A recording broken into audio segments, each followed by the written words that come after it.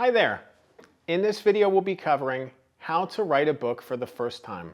It's easy to feel overwhelmed by book writing. As someone who's written or ghostwritten about 30 books, I even feel that way still sometimes. The tips in this video will hopefully give you peace of mind and inspire you to keep going. By the end of this video, you will learn how to find the right book topic, how to establish your book's foundation, and 2 great ways for completing your book. And stay tuned until the end of the video for a free opportunity. Let's dive in.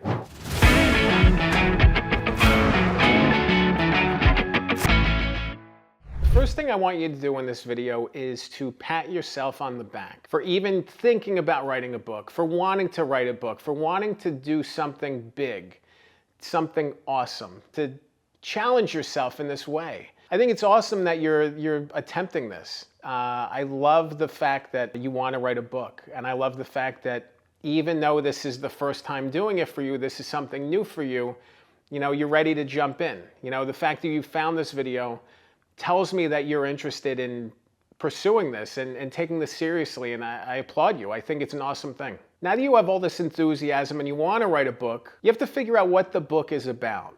So many first-time authors who I connect with, who meet with me, struggle sometimes. They struggle to figure out what they want to write about, and then we explore it. We spend a couple meetings or emails back and forth trying to figure it out. What do they actually want to say? What is the message that you want to share with the world? You have an awesome message inside of you. It's a matter of bringing that message out and being able to share it in the best way possible. But it starts with really figuring out that idea, figuring out what you want to say. It's common for people to just want to put every experience they have into a book and just think, oh great, I have a book. You can do that. But what's the reader takeaway? What's the reader benefit? How is someone going to learn something from the book? There needs to be a through line in some way that connects to a bigger purpose, that somebody who doesn't know your story and doesn't have a connection to you could still learn and pull some information and carry forward in their life with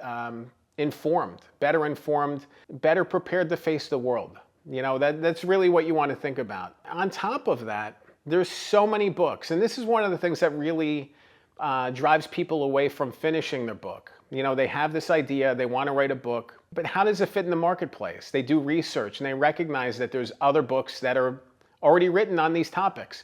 So why should I write my book if already these other books are written? Maybe there's something unique about your story. Maybe there's a uniqueness or an originality that you bring to this, that you can break things down in a slightly different way. That even if there's this other book that's already been written, your book hasn't been written yet. Your story matters, your message matters, and maybe somebody needs to read this book specifically. I think back to a project I worked on that dealt with overlapping themes to the book Atomic Habits, and it was in a very specific niche area, and we really worked to make it different and make it stand out, but there were some parallels and some overlaps and ideas that were quoted and credited to Atomic Habits. You may think of your book as, blank in a specific space, in your space. This type of book for this other field.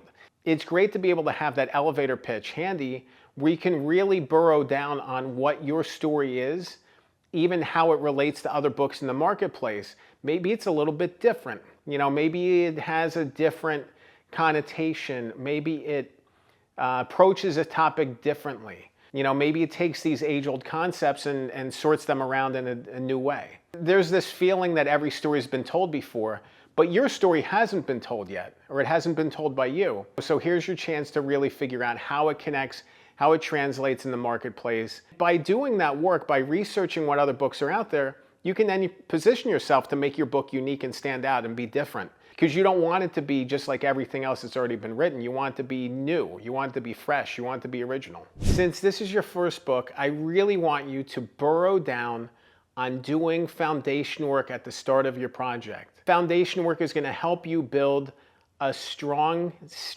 foundation for the book. Think of a house. When you build a house, where do you start? If you think about baking a cake, where do you start? You start with the foundation work and you build from there. And you can put the frosting and the decorations on afterwards. But this is really about building a strong foundation for everything that you're going to build on. It's so easy to fall into the trap of just sitting down and writing aimlessly and not really knowing where you're going with the book. Until you do that foundation work, everything that you do, writing-wise, structure-wise, is going to be kind of aimless. It's going to be just kind of exploring. And maybe you'll find something, but I think you're going to make a lot more progress a lot more quickly if you do foundation work. And by foundation work, I mean hook, outline, and audience. And that hook is really going back to that elevator pitch. It's being able to explain the takeaway and how someone's going to carry forward with this book in their life, how it's going to change them. Think of it in terms of, what they're going to leave for an Amazon review. That 5-star review, what are they going to say? This book changed my life. It forced me to do blank, blank, and blank differently.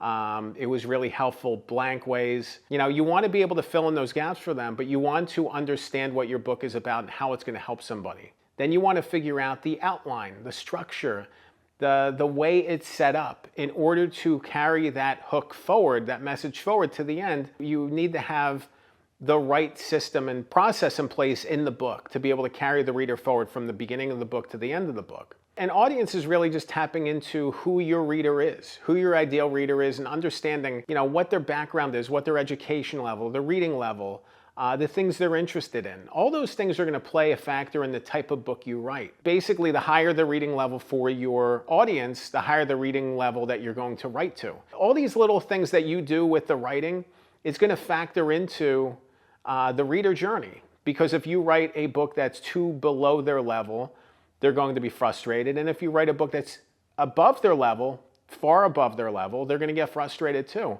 You want to really engage your core audience, and you really need to understand who that is, at the beginning of the process. You can certainly write aimlessly and see where you go with it, but you're more likely to waste a lot of time and spend a lot of time just kind of writing and writing and writing, but you don't actually know how much of that is going to go in the book, if it's going to be useful, if it's going to be the right book. It's really good to have those elements in place at the beginning of the process, and you can save a lot of time in the end. One of the most important things as you begin this book is to be realistic. Be realistic about your time, be realistic about your commitment, be realistic about your writing ability. All of those things are going to come into play and help you choose the right path forward for yourself. There's so many times that an author will begin writing a book and realize they're stuck, they're drowning, they're just lost, they don't know where to go. A lot of it deals with those things: time commitment, emotional commitment, writing ability. If you have those things in place, great. If you don't, that's where you have to start looking for help, assistance, for that life preserver being thrown to you.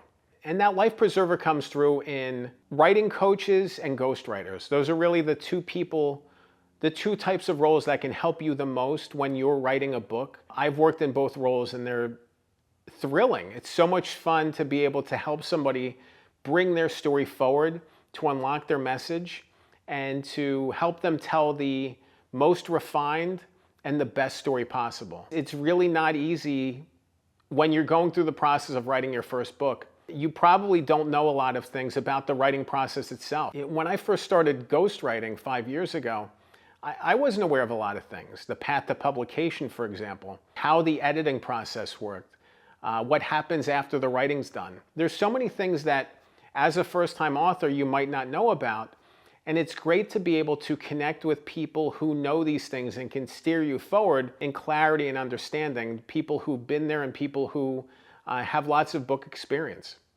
Given that this is a new journey for you, a new adventure, there's a lot to learn. The more you can inform yourself now, the easier it's going to be down the road. I actually recorded a course for that very reason. It's called Good Book Blueprint.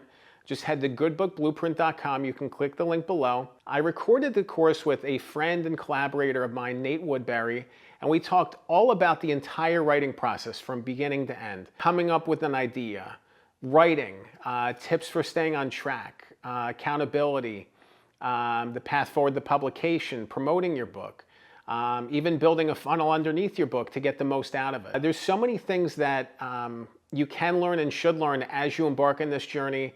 I implore you to check out the course. It's completely free. Take the course and it'll be a really good chance for you to get a 30,000-foot view of the entire book writing process, the book publishing process, the book promotion process, and just inform yourself for what's ahead. Remember, a good book can change your life. I'm Dan Good. Thanks for watching.